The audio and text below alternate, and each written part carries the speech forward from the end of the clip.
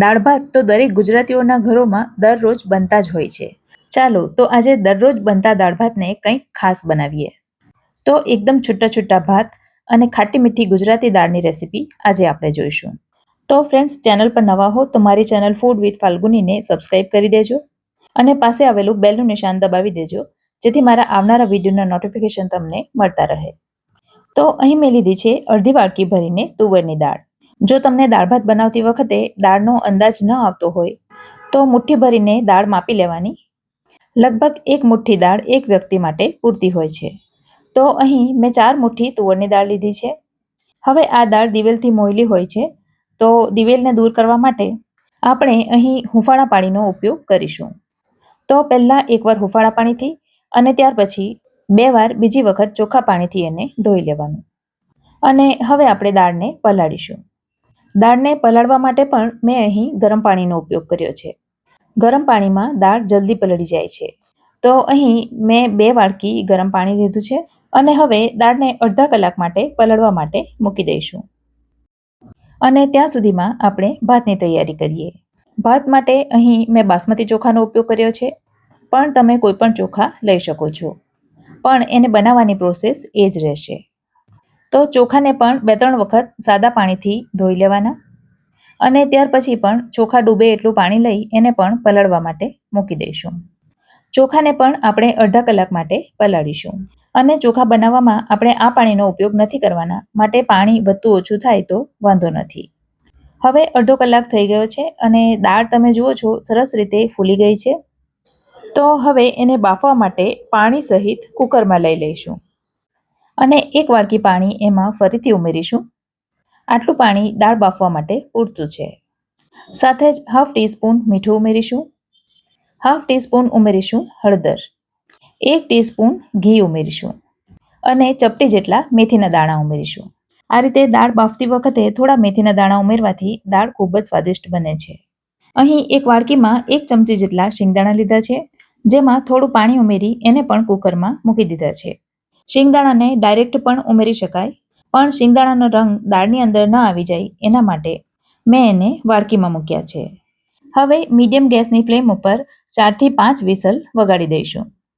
આ તરફ ચોખા પણ સરસ રીતે પલળી ગયા છે, તમે જોઈ શકો છો.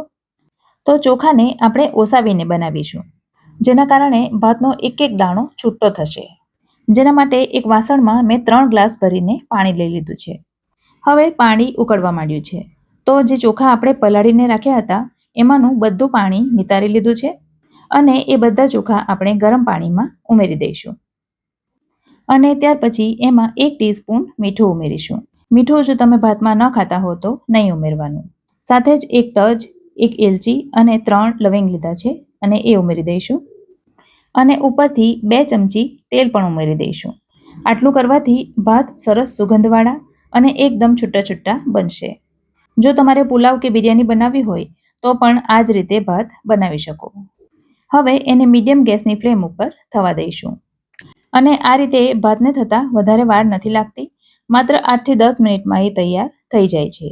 7 મિનિટ થાય એટલે ભાતને આ રીતે દબાવીને જોઈ લેવાનું અને જો એ સરળતાથી તૂટી જાય તો સમજવાનું કે એ તૈયાર થઈ ગયા છે. અને ભાત વધારે પડતા ચડી ન જાય એનું ખાસ ધ્યાન રાખવાનું. હવે એલચી, તજ અને લવિંગ જે આપણે ઉમેર્યા છે એને બહાર કાઢી લઈશું, જેથી એ ખાતી વખતે મોંમાં નહીં આવે. અને હવે એક કાણાવાળા વાસણમાં બધા ભાતને નિતારી લઈશું.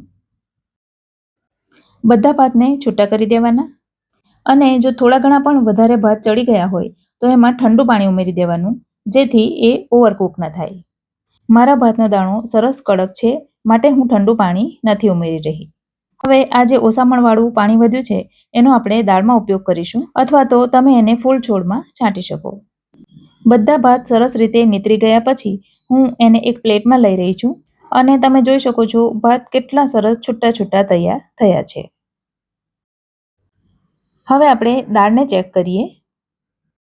શિંગદાણાની વાડકીને મેં બહાર લઈ લીધી છે અને તમે જોઈ શકો છો દાળ સરસ રીતે ચડી ગઈ છે. હવે ઘણા લોકો આ સમયે દાળમાં બ્લેન્ડર ફેરવતા હોય છે, પણ હું એવું નથી કરતી. હું કળછીથી જ દાળને સરસ રીતે હલાવી દઉં છું. બ્લેન્ડર ફેરવવાથી દાળ એકદમ સ્મૂધ અને લીસી થઈ જાય છે. પણ આ રીતે કળછી અથવા રવૈથી હલાવવાથી દાળ સરસ દાણેદાર બને છે. ચાલો તો હવે દાળનો વઘાર તૈયાર કરીએ. સામાન્ય રીતે આપણે દાળની ઉપર વઘાર કરતા હોઈએ છીએ, જ્યારે આજે આપણે પહેલા વઘાર કરીને એની અંદર દાળ ઉમેરીશું. જેના માટે એક કઢાઈમાં મેં 2 ચમચી જેટલું તેલ લઈ લીધું છે. તમે તપેલીનો ઉપયોગ પણ કરી શકો છો અને સાથે જ એમાં 2-3 ચમચી ઘી ઉમેર્યું છે. તેલની સાથે થોડું ઘી પણ ઉમેરવાથી દાળ ખૂબ જ સ્વાદિષ્ટ બને છે. હવે ઘી તેલ ગરમ થાય એટલે એમાં 1 ટીસ્પૂન રાઈ ઉમેરીશું. રાઈ ફૂટીને બહાર નહીં આવે એના માટે મેં ઉપર ઢાંકણ ઢાંકી દીધું છે. રાઈ ફૂટી જાય પછી એમાં 1 ટીસ્પૂન જીરું ઉમેરીશું. 7 થી 8 દાણા મેથીના ઉમેરવાના. 2 નંગ લીધા છે સૂકા વઘારના મરચાં, જેના વગર કોઈ પણ દાળનો વઘાર અધૂરો હોય છે. સાથે જ વધારામાં 1 તમાલપત્ર, 1 તજ અને 3 લવિંગ ઉમેરીશું. વઘારને થોડો સાંતળી લઈ હવે એમાં 5 ચમચી જેટલી હિંગ ઉમેરીશું. જો તમને તેલ વધારે પડતું ગરમ થઈ ગયું એમ લાગે તો થોડી વાર માટે ગેસ બંધ કરી દેવાનો. હવે ઉમેર્યા છે 2 ડાળખી મીઠા લીમડાના પાન. હવે 1 ટામેટાને નાના ટુકડામાં કટ કરી એ પણ ઉમેર્યું છે. જો ટામેટાને તમારે વઘારમાં ન ઉમેરવું હોય તો દાળ બાફતી વખતે ઉમેરી શકો. હવે હાફ ટીસ્પૂન મીઠું ઉમેરીશું, જેથી ટામેટા સરસ રીતે ચડી જાય. દાળને બાફતી વખતે પણ આપણે એમાં મીઠું ઉમેર્યું છે, માટે મીઠું વધારે ન થઈ જાય એનું ધ્યાન રાખવાનું. હવે ઢાંકણ ઢાંકીને 2 થી 3 મિનિટ સુધી વઘારને થવા દઈશું, જેથી ટામેટું સરસ રીતે ગળી જાય. અને હવે તમે જોઈ શકો છો ટામેટું સરસ રીતે નરમ થઈ ગયું છે. તો હવે એમાં બાકીના મસાલા ઉમેરી દઈશું.